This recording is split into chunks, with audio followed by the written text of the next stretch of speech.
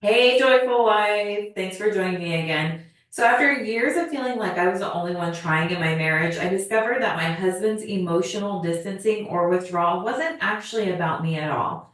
If you're exhausted from feeling like you're the only one trying in your marriage and you have more of a roommate instead of a partnership, and you're constantly asking yourself what you did wrong or wondering if this disconnection is your new normal, this video might be exactly what you need to hear. The first thing that we need to understand is that a husband's emotional withdrawal is rarely personal. It may be an indication that you haven't created a safe space emotionally for each other, but it also could be that he is feeling inadequate or like a disappointment to you. When our husband pulls away, our immediate reaction is to try harder, to talk more, to ask more questions, to demand more connection. But the approach actually may be pushing them further away. And that could be because what looks like indifference is actually his brain's protection mechanism. 5 years into our marriage, my husband really became very emotionally distant. And we could go maybe days without speaking beyond logistics about the household, dinners, our son, work. And I was constantly trying to initiate conversation about us, and he would attend with very minimal enthusiasm. Nothing seemed to be working for me. And one night after another silent dinner, I remember just sobbing in the bathroom, wondering, how did we get here? We used to feel so connected. What I didn't understand is that my attempts to force connection were actually reinforcing his withdrawal. Every time I initiated a we need to talk conversation or criticized his communication style, I was unintentionally sending the message that he was failing as a husband, and that only triggered more withdrawal. The turning point in our marriage came when I stopped taking his distancing or withdrawal personally, and I realized what it actually was is not a rejection of me, but his way of managing his own emotional overwhelm. Once I understood this pattern, I could respond with compassion rather than hurtful feelings. And the next time you may feel your husband is pulling away, instead of chasing him with questions or criticism, try just giving him space while you stay warm, and just a simple, hey, I'm ready when you're ready to talk. It really communicates the need and understanding of his processing style while keeping the door open for reconnection. Your emotional state creates the entire atmosphere of your home, and your husband responds to that atmosphere more than the words that you say, your children as well. Have you ever noticed how a child's behavior can shift depending on your mood? That same principle, it applies to your husband. When you're feeling anxious and resentful and frustrated, that energy just fills your home like a fog, and everyone in it, including your husband, will absorb that energy or retreat from it. Have you ever walked into a room and you're like, I feel like something had just happened here, whether somebody was arguing or just the air feels really thick and you can feel it. And it's the same thing within your own household. This is where emotional regulation becomes your superpower. When you learn to manage your own emotions, regardless of external circumstances, and that means how anybody else is behaving, you literally change the atmosphere that your husband is responding to or your children are responding to. The change in our home was so remarkable. Within weeks, my husband started lingering a little bit longer at the dinner table, and he started initiating conversations again. When you start to notice that you're feeling overwhelmed or resentful, just pause and take 3 deep breaths. The simple act really activates your parasympathetic nervous system and interrupts the stress response that is creating a lot of chaos in your body. This emotional regulation doesn't just benefit you, it creates a space where connection becomes possible again. The third understanding is that your husband has a need for respect, and it's as powerful as your need for love and connection. And most of our communication patterns unintentionally violate his need. When I was trying to reconnect with my husband, I would frequently say things like, "You don't ever talk anymore," or "You used to be so much more attentive to me," or "Can't you see how much I need you to engage in this conversation?"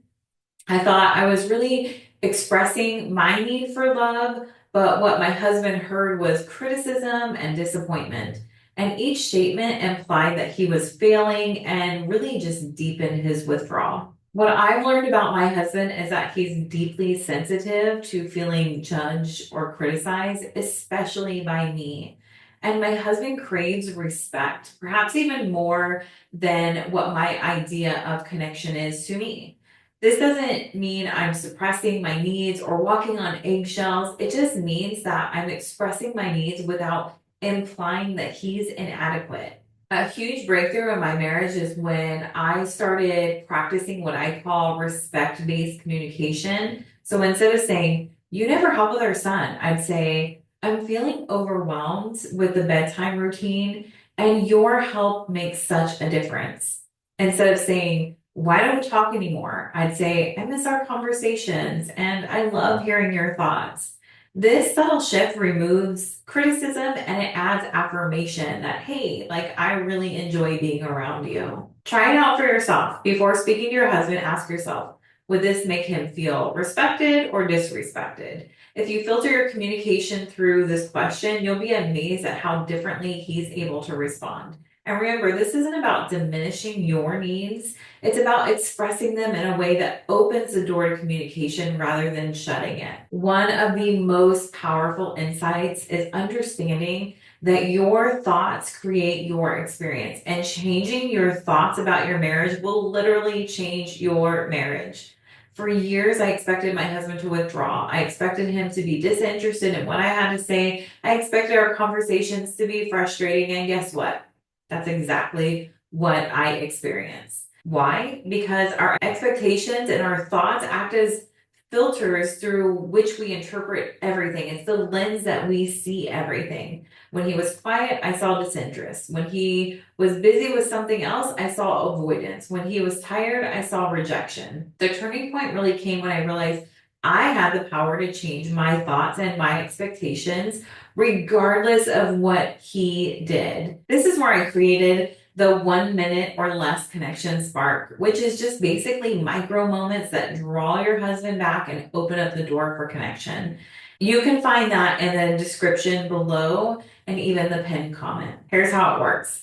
Instead of my normal thoughts of disconnection, I began intentionally drawing him in for connection. Before my husband came home each day, I would spend a few minutes visualizing positive interactions between us.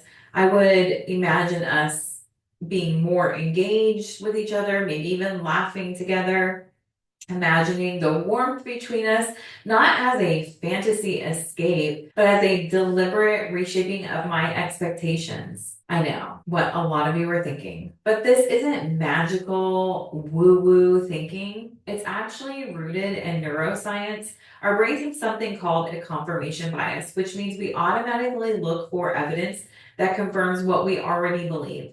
When I expected distance, I found evidence of distance. When I expected connection, I began noticing moments that I didn't notice before. When I started practicing reframing my thoughts and expectations, I started catching glimpses of the man that I married, not because he dramatically changed, but because I was finally able to see him through a different lens. I noticed when he made small efforts and I pointed those out to him, and I appreciated his unique way of showing love rather than focusing on what our relationship is missing. So try it out. Take 5 minutes before interacting with your husband to reset your thoughts and expectations. You can visualize a more positive connection between both of you and look for what is right rather than for what is wrong. The simple mental shift has the power to transform the way you experience your marriage, even before any external changes are made. Look, your husband's withdrawal is not the end of your love story. It's an invitation for you to grow in your full power as a woman who can create positive influence in her home. Start with just one of the approaches this week, whether it's understanding his withdrawal pattern, regulating your own emotions, communicating with respect, or resetting your thoughts and expectations. Remember, you don't need your husband to change first to make changes or to feel different in your marriage. Your influence in your home is more powerful than you actually realize. And small shifts in how you show up, and I want to emphasize on how you show up, can create ripples of transformation throughout your relationships in your home.